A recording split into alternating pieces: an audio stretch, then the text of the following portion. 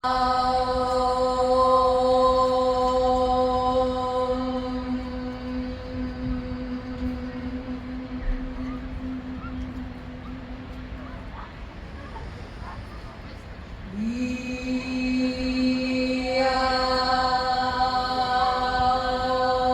olete mind juba tänaseks kallistanud. Aitäh emadele, kes te istusite täna hommikul bussi peale Pärnust, Kohtla-Järvelt ja Tartust, kes te olete siin. Aitäh minu sõpradele, minu tuttavatele, et olete täna siia tulnud mind toetama. Te olete, ma näen pisaraid teie silmades ja see on väga suur tänutunne.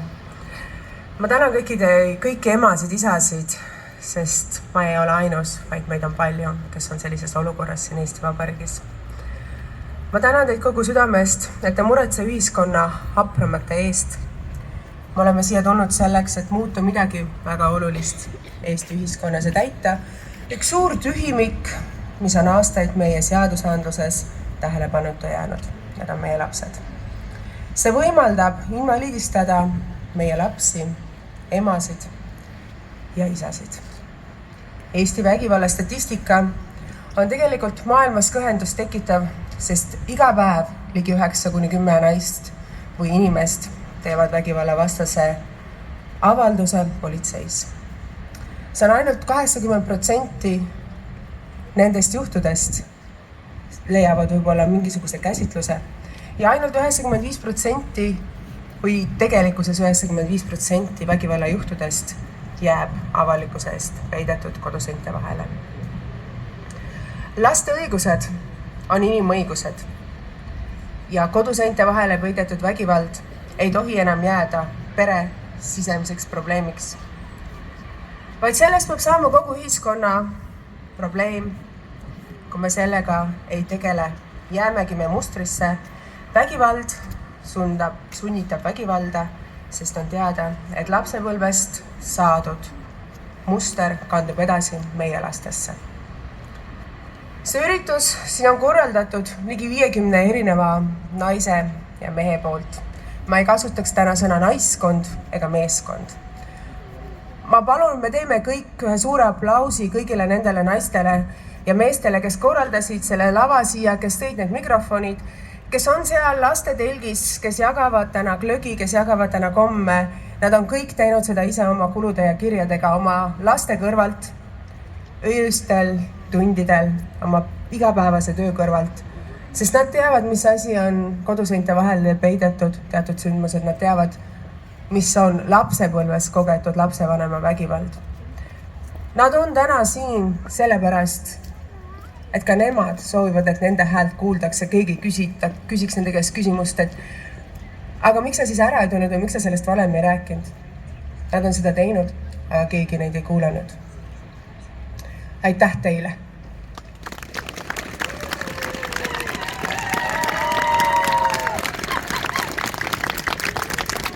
Kui te vaatate tänase ringi, siis te vaatate silmadesse väga mitmetele naistele, kes teavad, mis on viinud minu täna siia lavale, kes teavad ja mõistavad mul otsa vaatamatagi, mida ma tunnen, mis on mu südames ja see, et ma suudaks täna kõne pidada ja alla suruda oma pisarad, mida ma tegelikult tahaksin tunda ja välja näidata, on vajalik selleks, et muuta midagi Eesti ühiskonnas.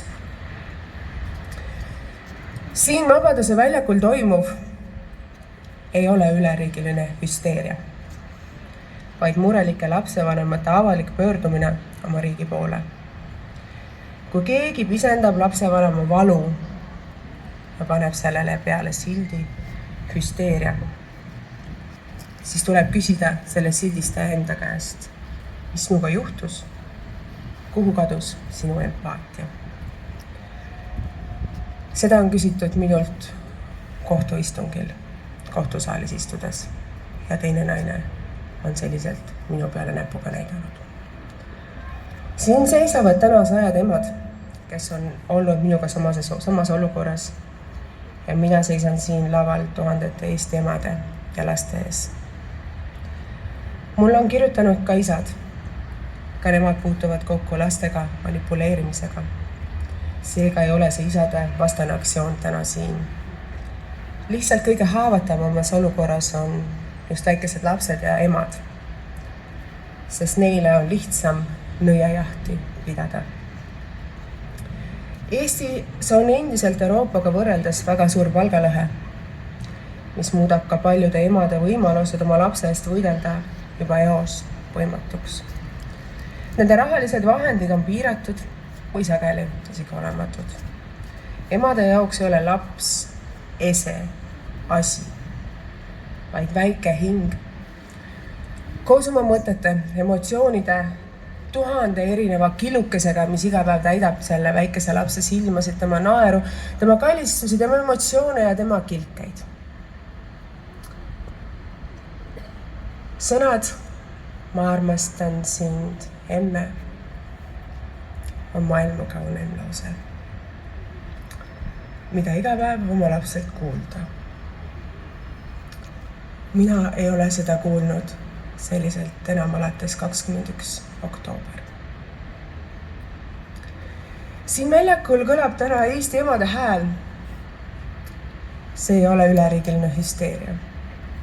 Eesti emade hääl, kes kaitsevad oma lapsi. Eesti emade hääl, kes seisavad oma laste õiguste eest. Eesti emade hääl, et tagada kõigile lastele turvaline, muretu lapsepõlv. Et neilt ei võetaks ära kõige kallimat vara, kelleks on nende ema. Eesti emade hääl, kes nõuavad, et iga laps oleks nähtud, kuulatud ja päriselt kuuldud.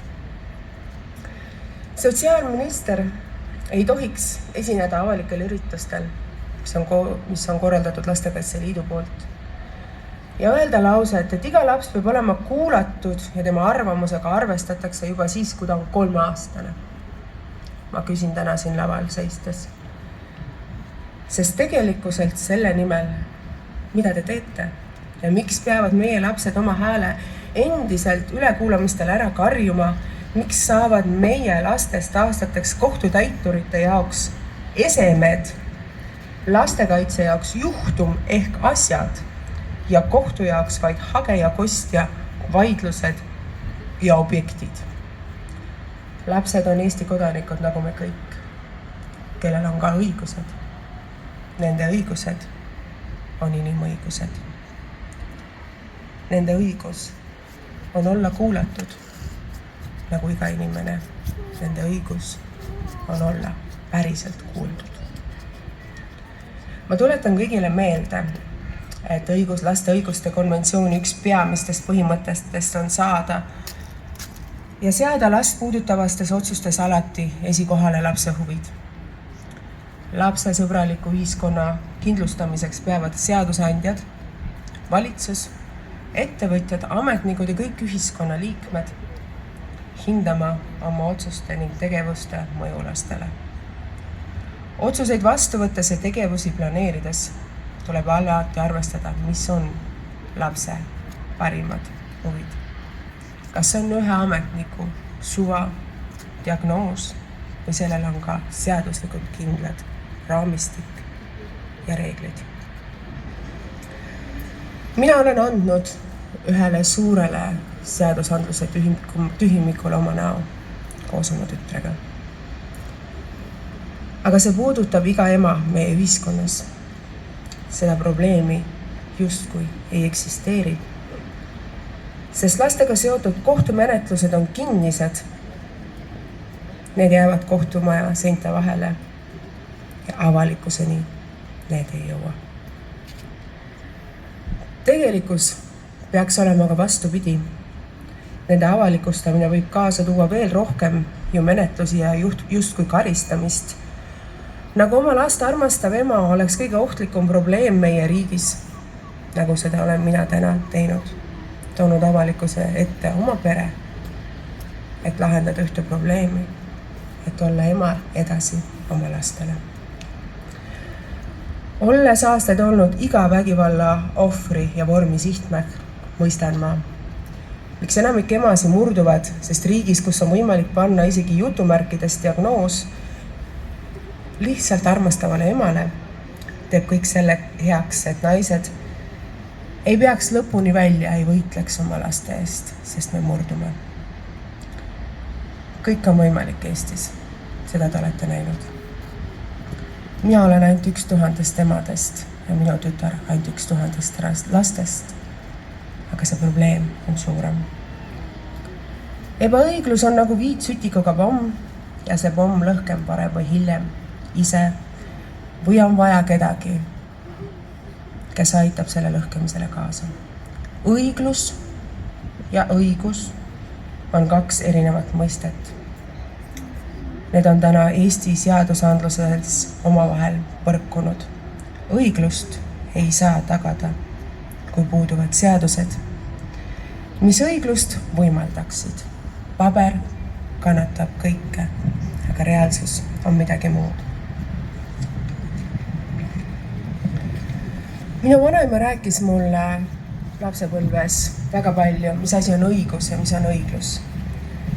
Ta rääkis, mis toimus teisel maailmasõjal ja selle järgsel aegadel. Ma olen lapsena laulnud uhkuse tundugu laulukaare all Eesti Vabariigi nimel. Ja aga ma tundsin ka oma vanemate hirmu, kui tangid Tallinnasse sõitsid. Ma olen olnud uhke oma riigi üle, kui mul tuli esindada seda rahvusvahelistel võistlustel, seda piiseikest väikest riiki. Tuli mul olla võrdväärselt kõikide teiste suurriikide kõrval. Mõne jaoks on see võib-olla mõttetu sündmus, mida ei tasuks isegi mäletada. Aga see tähendas seda, et ma julgesin seista võrdväärselt hilisteismelise tütarlapsena võrdväärselt teiste riikide esindajatena. Ma seisan siin, et seista taas ebaõigluse vastu, sest minu õiglane võitlus on viinud kõige suurema ebaõigluseni Eesti ühiskonnas. See on ebaõiglus, mida on kogenud ja kogevad siiani 1000 Eesti emad ja lapsed. Aeg on jõudnud sinnamaale, et sellele ajastule lõpp teha, aeg on öelda üheskoos, lapse õigused on inimõigused. Kui me näeme vägivalda, siis osutame me vägivallatsejale näpuga. Ainult nii me suudame need inimesed elimineerida meie ühiskonnast ja me aitame ohvrit. Me ei vaata kõrvale. Ka president Kaljulaid viib fotod ja tema fondi poolt loodud näitus avas hiljuti lähissuhtevägivalla teemalise näituse, mille pealkirjaks on Ära jää möödaväärtajaks.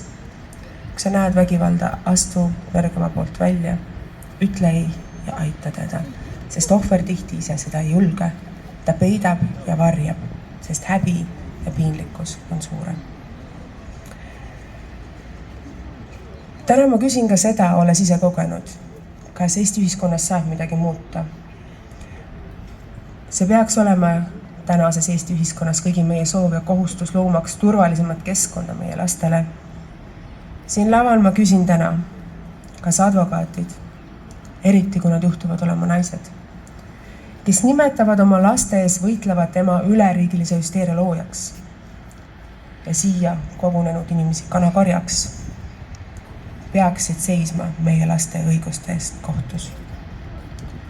Kas naisterahvad, kes töötavad laste heaolu spetsialistidena, nad on ka emad ja peavad vägivalla kasutamist lapse suhtest normaalsuseks, on sobilikud nii olulist ametit pidama Eesti Vabariigis? Kas ametnikud, kes vaatavad kõrvalt, kuidas ema karjub appi koos oma lapsega 3,5 minutit, sobivad töötama ametkohtadel, mis nõuavad empaatiat ja vastutust? Ma lamasin maas, minu ümber oli 19 kasvanud ametnikku. Ma lamasin maas oma laps minu kõhu peal. Mu käsi oli verine. Mitte ükski nendest inimestest ei ulatanud mulle kabistavat kätt. Mitte ükski nendest inimestest ei öelnud mulle raustavat sõna. Ma lihtsalt palusin abi.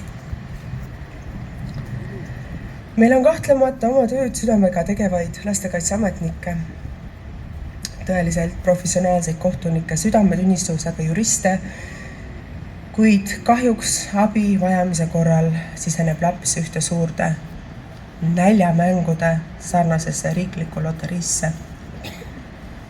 Ja mis on selle tulemuseks, me keegi kunagi ei tea. Meil on väga suur tühimik jäetud ametnikele ja kohtunikele ja see sõltub suurel määral. On neil vaba voli otsustada meie laste tuleviku üle.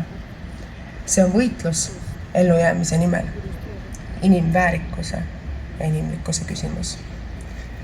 Ühel juhul, kui veab, oskavad ametnikud, kohtunikud ära tunda lähisuhete vägivalda, kuulavad last, on empaatilised ja lapse jaoks tuleb parim otsus.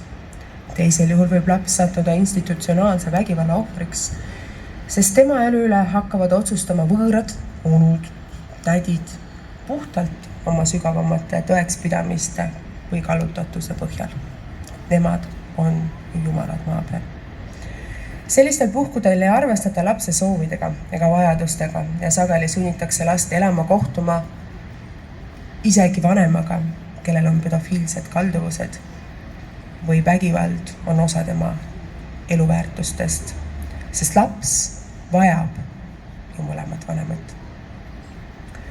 Nendest lastest saavad suure tõenäosusega vaimselt murtud sotsiaalsüsteemi ohvrid tulevikus, õpiraskused, lõikumine, voodi märgamine, tikid ja suitsiidimõtted on vaid mõned probleemid, millega lapsed nende vanemad peavad aastaid, vahel ka elu lõpuni vaeva nägema, sest olles sattunud ebapädevate sotsiaalametnike ohvriks, on nende igapäevane reaalsus.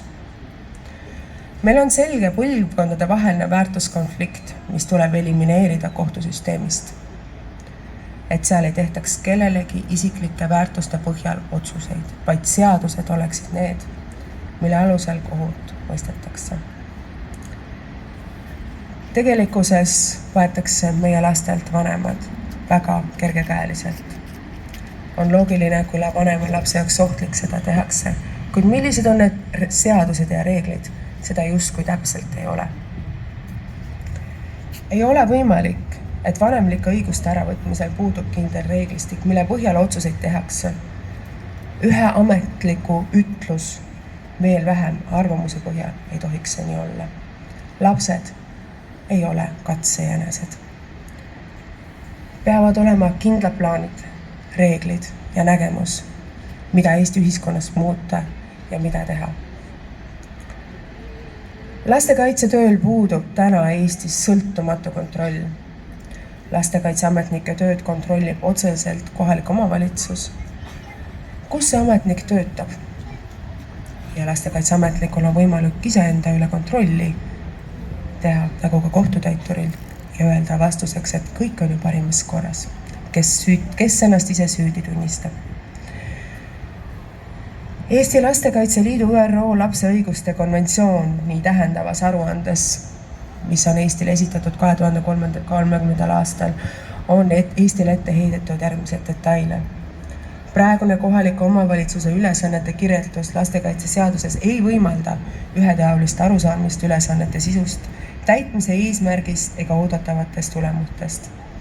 Seega on riiklik järelevalveasutus ehk Sotsiaalkindlustusametil väga keeruline lastekaitseametnike tegevust kontrollida. Need probleemid on ka ressursipuuduste põhjuselt tekitatud. On veel mingid punktid, mida me peaksime välja tooma, aga ma jätan need vahele, sest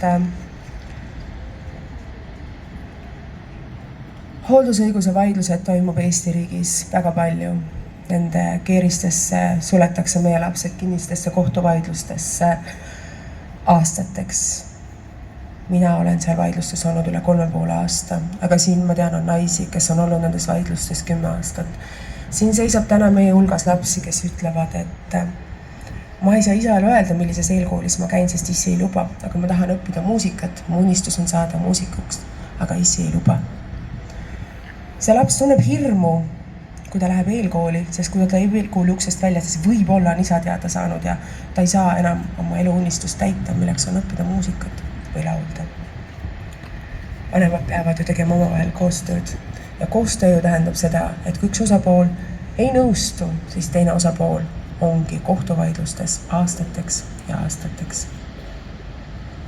Ei ole mõeldav tegelikult, et üks kohtunik suudab õigust mõista erinevates valdkondades, vaid oleks vaja muuta ka seda süsteemi, et ei oleks võimalik nimetada või lapsed sattuda meile olukordadesse, kus olen täna mina ja on minu tütar. Mida siis teha? Ega lahendust ei ole. Otseselt seda ei ole. Aga võib-olla see, et me oleme täna siia kogunenud, teeme me kõik üheskoos ühe sammu edasi õiglasema Eesti nimel. Selle nimel, et meie laste õigused oleksid päris laste õigused ja neid oleks kuulatud.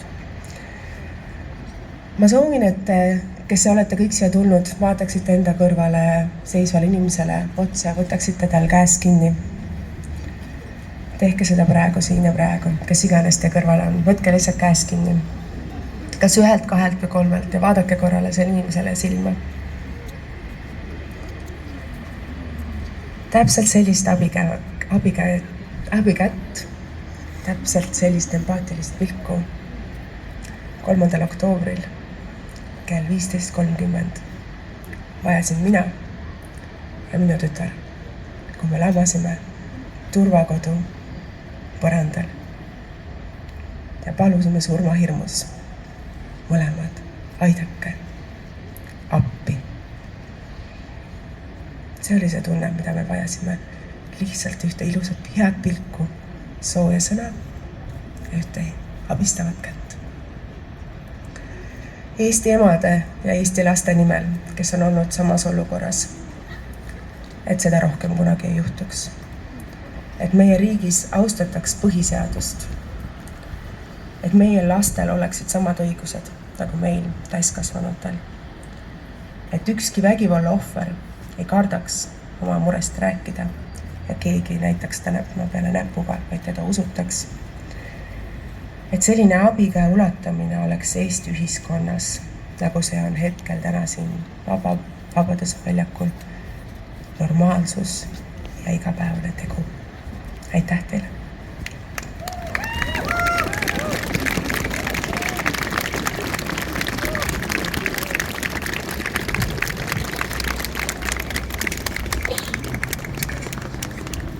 Asju ajada.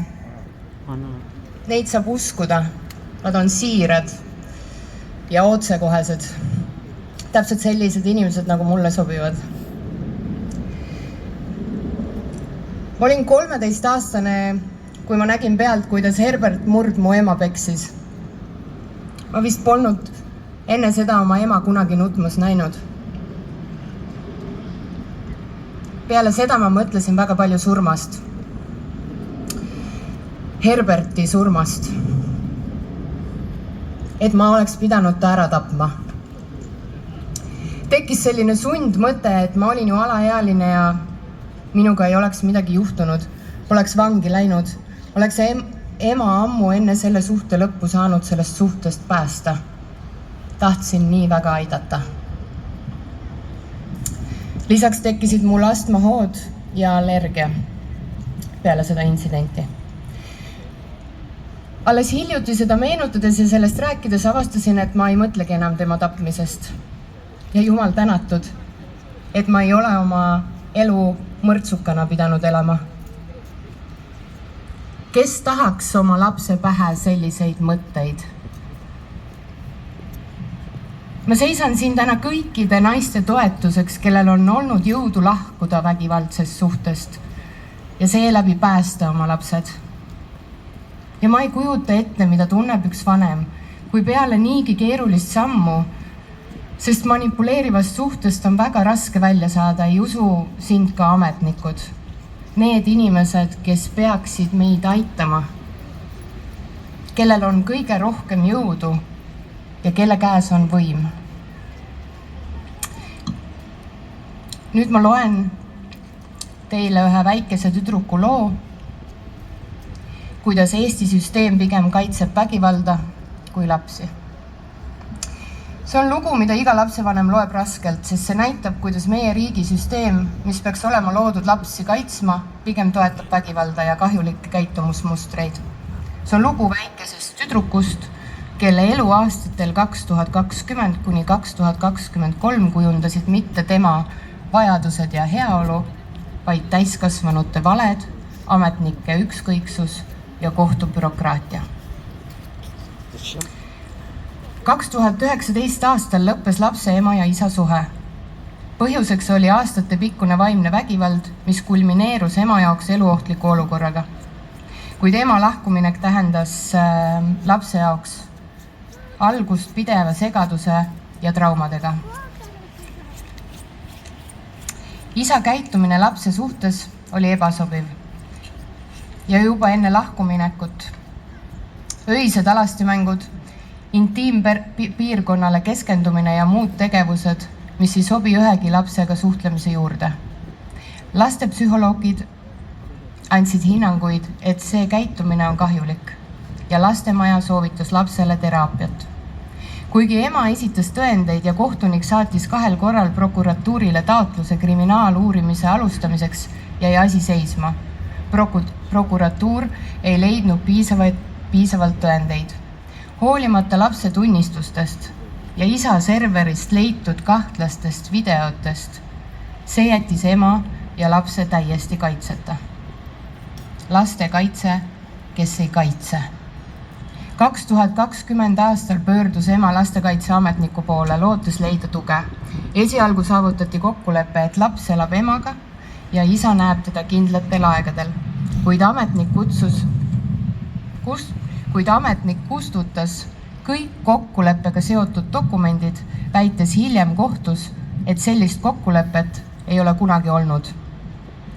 Kui 2022 aastal hakkas isa last ilma kokkulepeteta endale viima, pöördus ema uuesti abi saamiseks ametnike poole.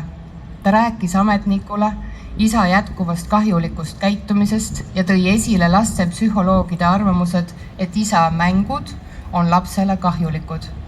Selle asemel, et seista lapse eest, asus lastekaitseametnik isa poolele, väites, et isa kavatsuste juures ei ole mitte midagi valesti.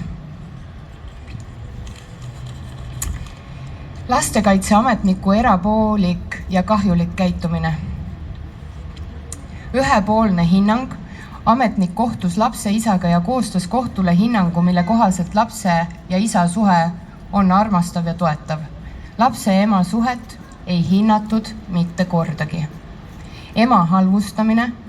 Ametnik esitas kohtule väiteid, mis põhinesid täielikult isa valedel. Näiteks, et ema takistas lapse ja isa suhet, samal ajal rikkus isa ise kokkuleppeid ja võttis last ilma emale teatamata välismaale.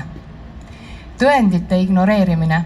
Kuigi ema esitas kohtule lastepsühholoogide hinnanguid ja videotõendeid, mis näitasid isa sobimatut käitumist, keeldus ametnik neid arvesse võtmast. Tema sõnul piisas prokuratuuri otsusest uurimist mitte alustada ja tõendeid mitte arvesse võtta. Lapse hääl jäi kuulmata, kuigi laps väljendas selgesti, et tahab elada emaga, ei edastatud tema arvamust kohtule. Selle asemel väideti, et lapse soovi on mõjutanud ema. Kohtu ja ametnike koostöö isa kasuks. Kohtu määratud riiklik esindaja, kelle ülesandeks oli kaitsta lapse huve, tegutses selgelt isa kasuks. Lapsega kohtuti ainult siis, kui laps oli isa juures ööbinud ja enne vestlust teavitati isa, et ta saaks last ette valmistada. Ühes lasteaias toimunud kohtumises pidi isegi kasvataja sekkuma, sest oli ilmne, et last töödeldi isa kasuks. Kui laps väljendas oma soovi elada emaga, ignoreeriti seda täielikult. Lapse esindaja esitas kohtule väite, et lapse arvamust ei tohiks arvestada, kuna see võib olla ema mõjutatud. Ema võitlus ükskõikse süsteemi vastu. Iga kord, kui ema otsis abi, sulges süsteem uksed. Lastekaitseametnik eiras ema palveid, saatis tema kirju isale ja süüdistas ema koostöö puudumises. Teraapia, mida laps vajas, jäi takistuste tõttu poolikuks. Kui ema lõpuks lastekaitseametnikult nõudis kohtumist lapse ja emaga, sai ta kohtumise ainult endise linnaosa vanema survel. Ema võitles aastate jooksul mitte ainult isa, vaid ka süsteemi vastu, mis pigem kaitses vägivaldset ja kahjulikku vanemat. Ta pidi kohtus korduvalt ümber lükkama isa valesid ja lastekaitseametniku eksitavaid väiteid. Lapse tulevik. Tänu emale päästetud, aga mis hinnaga? 2023 aastal otsustas maakohus lõpuks, et laps jääb elama emaga. Isa nõue 50% hooldusõigusele lükati tagasi. kuna tõendid näitasid selgelt, et isa käitumine ei ole lapsele sobiv. Ringkonnakohus kinnitas selle otsuse. Kuid laps maksis selle eest kõrget hinda. Aastate jooksul pidid tema ema ja spetsialistid korduvalt tõestama midagi, mis oli ilmselge juba alguses. Isa käitumine kahjustas last. Laps oli sunnitud taluma stressi, vaimset ja emotsionaalset segadust, mida ei oleks tohtinud juhtuda, kui süsteem oleks töötanud lapse kaitseks. Miks süsteem pigem toetab vägivalda, kui kaitseb lapsi?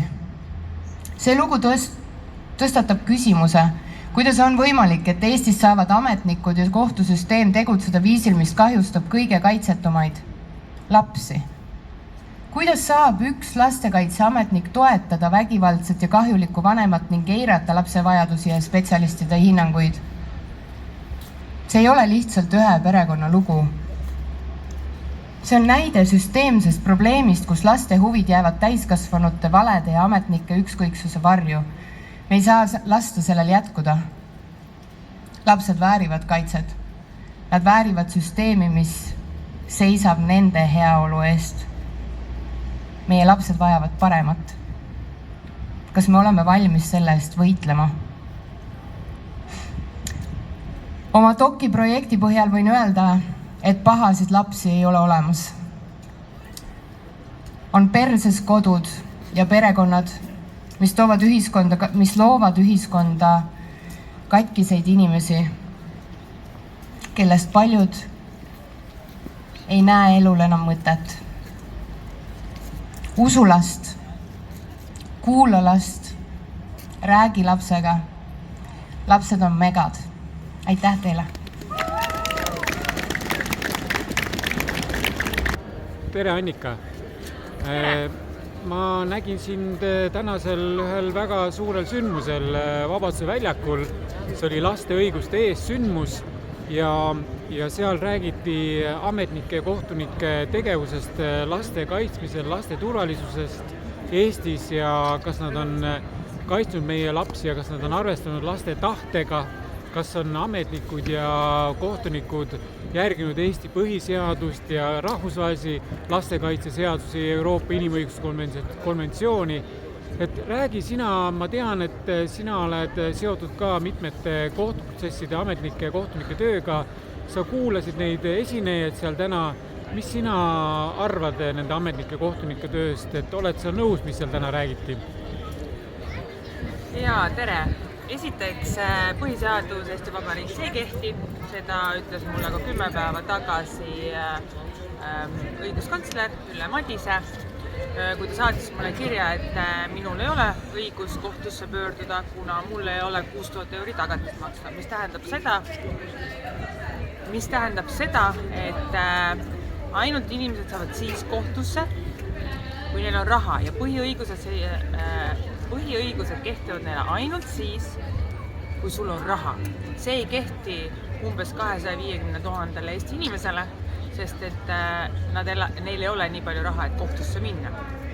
Aga kui nüüd rääkida ametnikest, siis ametnikud ei jälgi mitte mingeid seaduseid ja miks on sellepärast, et keegi ei vastuta mitte millegi eest. Ja meie kõige suurem probleem on see, et ükskõik mida sa teed, keegi ei vastuta nende asjade eest.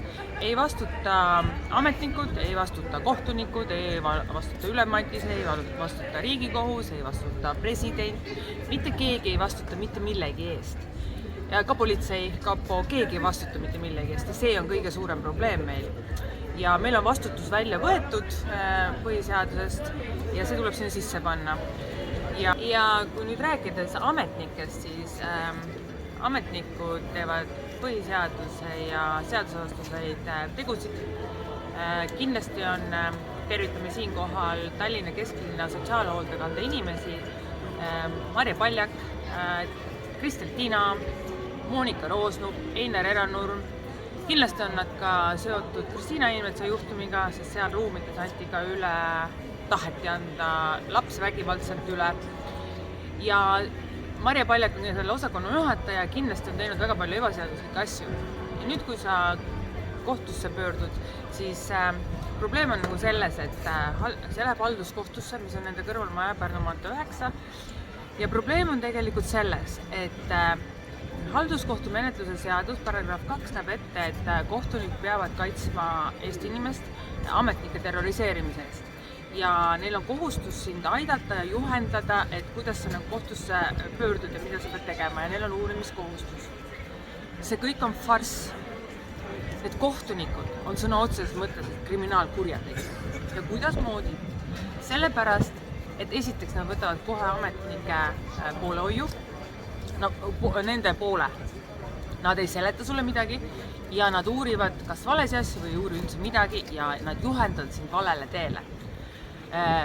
Otsused on neil kõik seaduse vastased. Siinkohal tervitan kohtunikke Anna-Maria Brenner, Karolin Soo, Tristan Bloom, Relika Lind, Maret Hallikmaa, Pihel Sarv, Villem Lapimaa, Virgo Saaremets ja nii edasi. Ja ma pole näinud veel ühtegi seaduspärast otsuseid. Mul on 30 asja halduskohtus. Ja ma tean täpselt, millest ma räägin. Ja ei ole ju normaalne, et sa ei saa ju öelda, et ei ole eluliselt usutav, et kohtunik ei tunne seadust. Kui kohtunik teeb ebaseadusliku otsuse, siis on ette planeeritud kriminaalkuritegu. Ja see, et nad võtavad ametnikke ja mätsivad nende kuritegelike otsuse kinni või tegevusetus kinni mätsivad, siis see ongi inimsuse ja Eesti Vabariigi vastane kuritegu. Seda viivad toime kohtunikud, kuna nad teevad ebaseaduslikke otsuseid, siis ei saa neid mitte kuidagi moodi vastutusele võtta. Ja kui sa pöördud ükskõik kelle poole, kas põhiseaduse järelevalve Riigikohtu poole või õiguskantsleri poole või ministeeriumi poole, siis kõik ütlevad, mitte midagi ei saa teha. Ja see on vale. Ja sellepärast neid ametnikke, jah, nad teevad vigu ja nad on praegu käitunud ka Kristiina Heinmetsa tütrega ja Kristiinaga väga halvasti, ebaseadust, kriminaalselt. Aga sa ei saa lõpuni neid enam süüdistada, sest tegelikult on otsuseid teinud kohtunikud. Ja kui kohtunikud teevad otsuseid ja need on ebaseaduslikud ja need maad on karistamatud, siis kuidas sa saad edasi minna? Ainult sellega, et lammutada kogu kohtusüsteem ja üles ehitada uus Eesti Vabariik. Ja nagu täna Evelin Sepp ütles esinemisel seal Vabaduse väljakul, et vangil on ka rohkem õigusi ja turvalisust ja õiglust, kui on täna vabalt liikuval lapsel või lapsevanemal või see, kes täna siin vabalt kohtusse pöördub, et tal pole mingit õigust ega õiglust. Jaa, Eesti lapsel ei ole kindlasti üldse mingit õiguseid ja nüüd rääkides sellest, et Kristiina Heinmets on väga kuulus, ta on kindlasti kuulsam kui Aivar Aigro, aga Aivar Aigro on vabamüürlane ja sellepärast on Ahti Kuusevälja talle ka soodsaid otsuseid teinud. Ja muidugi nad ütlesid, et iga kohtunik peaks oma eriala juurde jääma ja nagu jaotuma neid asjad. Ma olen nõus, kui kohtusüsteem nagu toimiks. Täna meil kohtusüsteem ei toimi ja otsuseid teevad kriminaalkurjategijad. Ja sa ei saa sinna mitte midagi teha, ilma et sa kohtusüsteemi laiali lammutaks.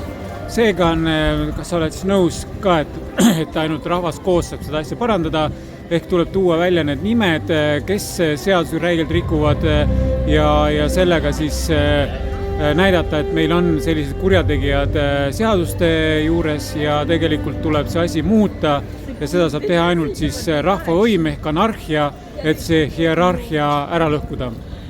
Jaa, kindlasti ei saa see teha poliitikaga, sest poliitikad on ise kõik kellegi poole kallutatud ja nemad on ka raha eest, kes raha maksab, tuul pöördub, et tegelikult peab olema rahvavõim, peab olema päris inimesed, mitte mingisugused, ma ei tea, parteid või kampaaniad või ühesõnaga mingid poliitikud või näiteks näitlejad või sportlased, kes koguvad hääli ja siis keegi läheb ja nende asemel kuhugi. Sellist asja ei tohiks olla. Et kindlasti peaks olema nagu päris rahva seast ja ka kohus peaks olema rahvakohtud. Et tegelikult ma ei arva üldse, et kohtunikud peaksid olema nagu Tartu Ülikooli õigusteaduskonna lõpetanud, et tegelikult ka tavaline inimene suudab põhiseadust tunda, haritud inimene suudab põhiseadust tunda ja suudab ka nagu aru saada, et kui sul on õigus kohtu poole pöörduda, siis see ongi sinu põhiseaduslik õigus. Täna Ülle Madise tahab mulle selgeks teha, et mul ei ole seda õigust. Et täpselt samamoodi on nagu praegu põhiseaduse järgi kogu aeg öeldakse, et mitte midagi ei kehti sulle, sul ei olegi õigus kehtida, sest sa ei saa otse kohaldada ja mingeid muid asju, siis tegelikkuses ei tohiks nii olla. Iga inimene peaks suutma ennast ise kohtus esindada täpselt seaduse järgi.